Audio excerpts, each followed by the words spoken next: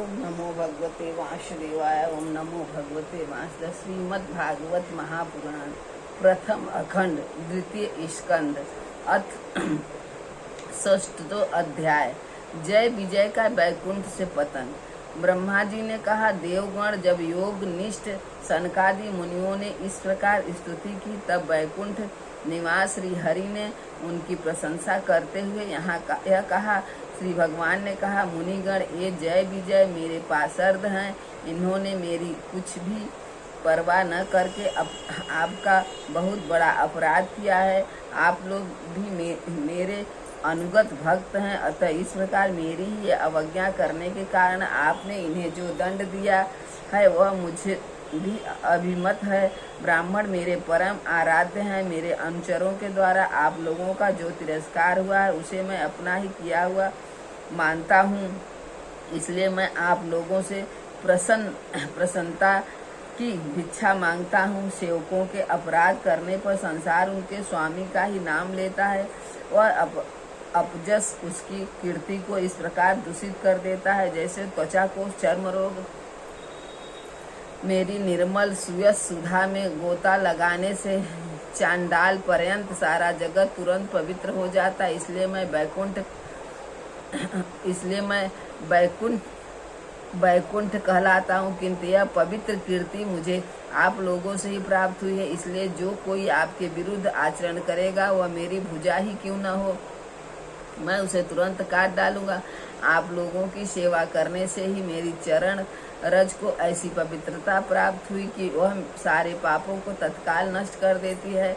और मुझे ऐसा सुंदर स्वभाव मिला है कि मेरे उदासीन रहने पर भी लक्ष्मी जी मुझे एक क्षण के लिए भी नहीं छोड़ती।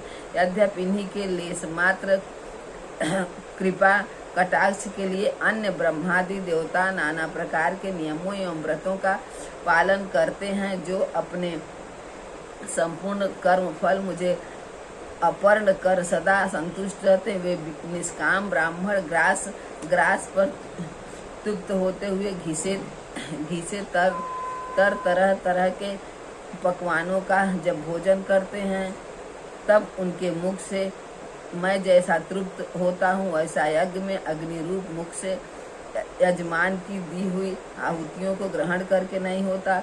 योग माया का अखंड और असीम ऐश्वर्य मेरे अधीन है तथा मेरी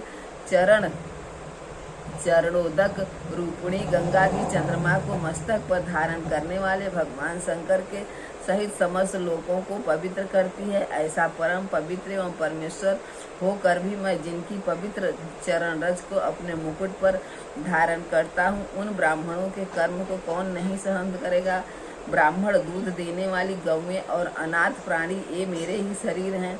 पापों के द्वारा विवेक दृष्टि नष्ट हो जाने के कारण जो लोग इन्हें मुझसे भिन्न समझते हैं, उन्हें मेरे द्वारा नियुक्त यमराज के गृह जैसे दूत जो संपर्क के समान क्रोधी हैं, अत्यंत क्रोधित होकर अपनी चोंचों से नोचते हैं।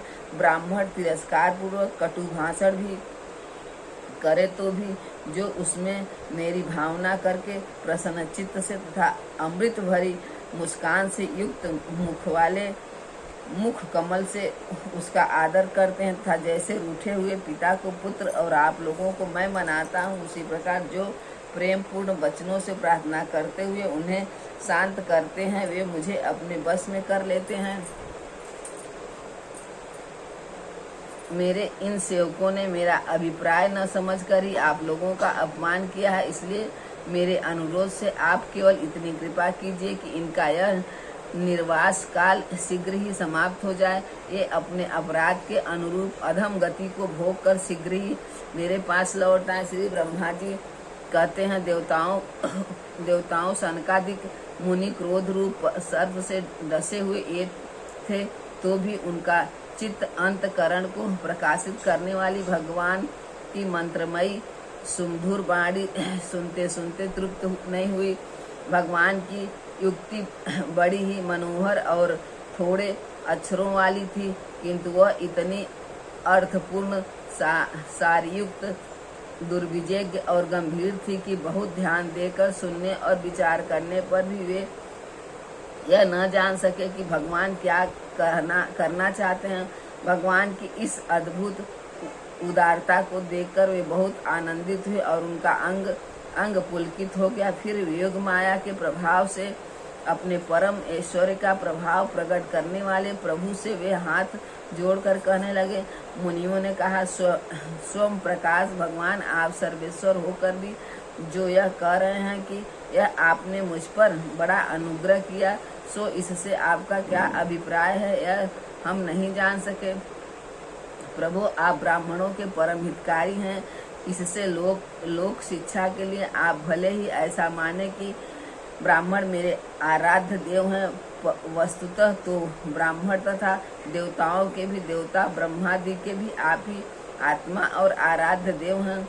सनातन धर्म आपसे ही उत्पन्न हुआ है। आपके अवतारों द्वारा ही समय समय पर उसकी रक्षा होती है तथा निर्विकार स्वरूप आप ही धर्म के परम गृह रहस्य हैं।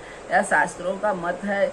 आपकी कृपा से निवृत्त परायण योगी जन सहज में ही मृत्यु रूप संसार सागर से पार हो जाते हैं। फिर भला दूसरा कोई आर पार क्या कृपा करता है। भगवान दूसरे अर्थार्थी जन जिनकी चरण रज को सर्वदा अपने मस्तक पर धारण करते हैं,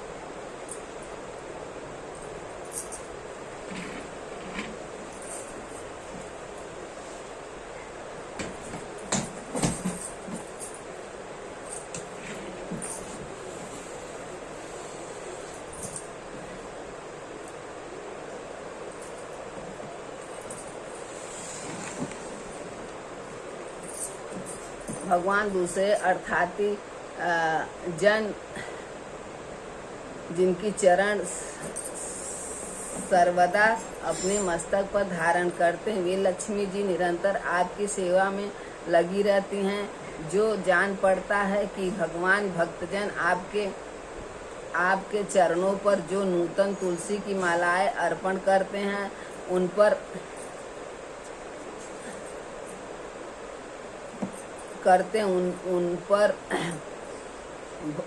गुंजार करते हुए भंवरों के सामान वे भी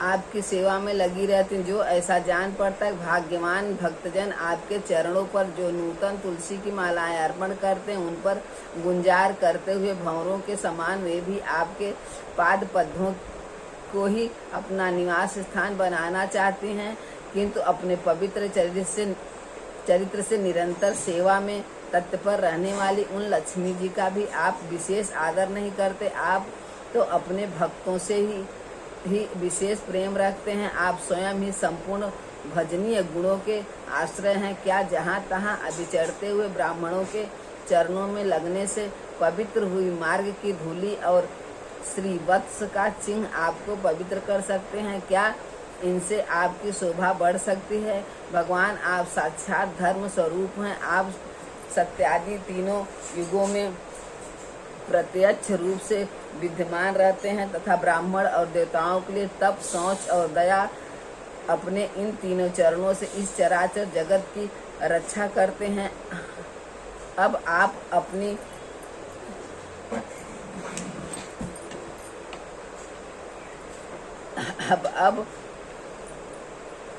भगवान, आप अपनी शुद्ध सत्यमयी वरदायिनी वृत्ति से हमारे धर्म विरोधी रजोगुण तमोगुण को दूर कर दीजिए।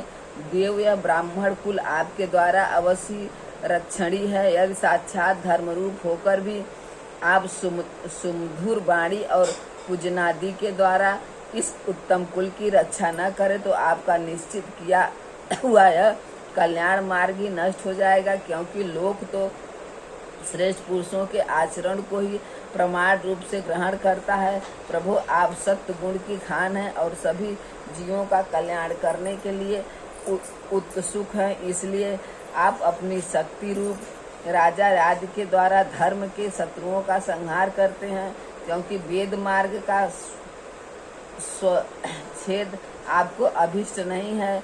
आप त्रिलोकीनाथ और जगत प्रतिपालक होकर भी ब्राह्मणों के प्रति इतने नम्र रहते हैं, इससे आपके तेज की कोई हानि नहीं होती।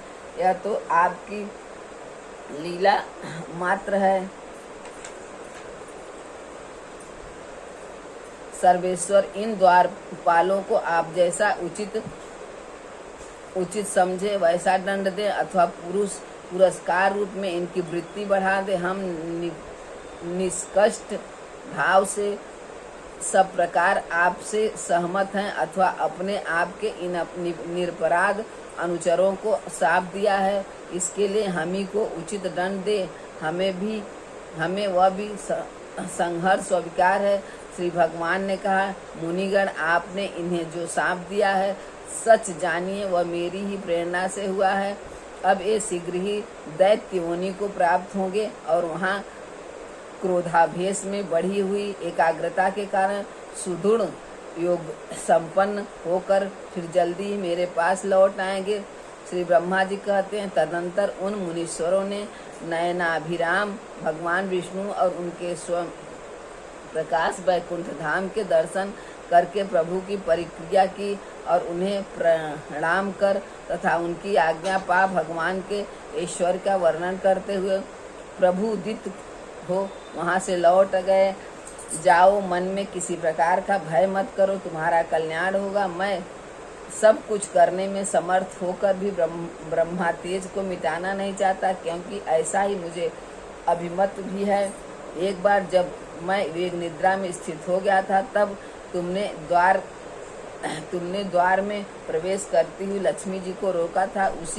उस समय उन्होंने क्रुद्ध होकर पहले ही तुम्हें यह शाप दे दिया था कि अब दैत्य योनि में मेरे पति क्रोधाकार वृत्ति रहने से तुम्हें जो एकाग्रता होगी उससे तुम इस विप्र तिरस्कार जनित पाप से मुक्त हो जाओगे और फिर थोड़े ही समय में मेरे पास लौट आओगे।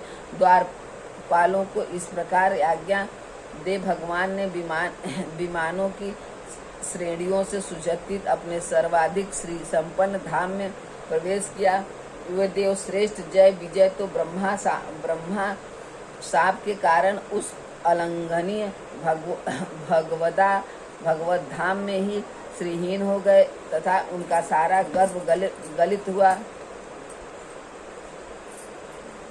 हो गया। पुत्रों, फिर जब वे वैकुंठ लोक से गिरने लगे तब वहाँ श्रेष्ठ विमानों पर बैठे हुए वैकुंठवासियों महान हाहाकार मच गया। इस समय दिति के गर्भ में स्थित जो कश्यप जी का उग्र तेज है, उसमें भगवान के उन पाशर्द प्रवरों ने ही प्रवेश किया है। उन दोनों असुरों के तेज से ही तुम सबका तेज फीका पड़ गया है।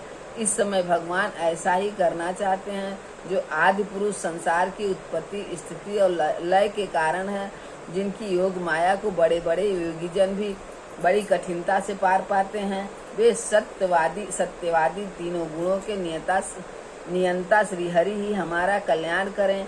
अब इस विषय में हमारे विशेष विचार करने से क्या लाभ हो सकता है। इति श्रीमद्भागवते महापुराणे पारमहंसा संहिता तृतीय स्कंदे 16वां अध्याय समाप्त।